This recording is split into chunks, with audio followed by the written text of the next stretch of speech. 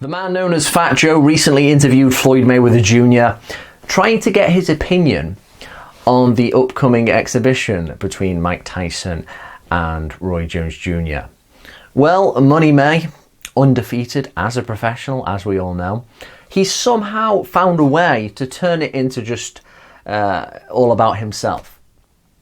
And he said, we seem to forget who brought back the exhibition. As if Floyd Mayweather actually created the idea of the boxing exhibition, something that has been going on for centuries, pretty much for as long as boxing has existed. I think Floyd sometimes really overestimates both his legend, which is perfectly illustrated in the fact that he views himself as the best boxer of all time. If you know a little bit about history, you'll find that statement ridiculous.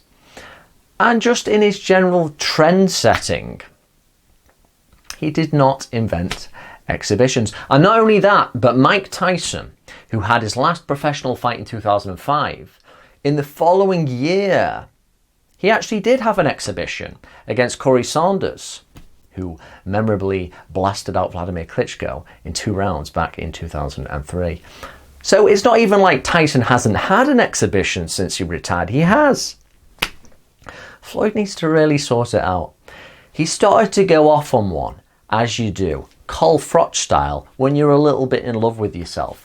And he was talking about where he was in the late 90s, saying he was ripping it up. He spoke about like how P. Diddy was on top as well. He tries to almost create this idea that we're in the winning club back then, talking about the late 90s.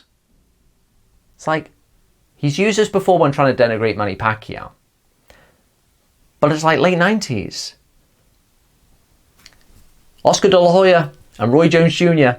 were the pound-for-pound guys, and just about Pernell Whitaker. It's like, and you weren't there yet. You weren't there. Floyd trying to create this idea that he was the man from the late 90s up to like today. No, that didn't happen like that. We had to wait until Roy Jones Jr. foolishly lost all that weight from heavyweight and came down. And once he got stopped by Tarver and the cloak of invincibility had been removed, that partially helped open the road for Floyd to take the premier stage. And it was emboldened, or it was helped by the fact that the heavyweight division was so poor, with Vladimir Klitschko just pounding out decisions and late stoppages. So Floyd tries to sometimes give us this energy that he was just out and out better than everybody. And it's like, no, you didn't fight a prime De La Hoya. You just about scraped past a guy who was past his best. And you had to wait until the guy who really was pound for pound number one, Roy Jones Jr., was past his best and shot his load by losing about 30 pounds of muscle. That's what really happened. But Floyd, I think he's always kind of fighting against the fact that he does get those legitimate criticisms, and now that he is no longer really a professional fighter, he's got to use that great defense of his to try and defend against that.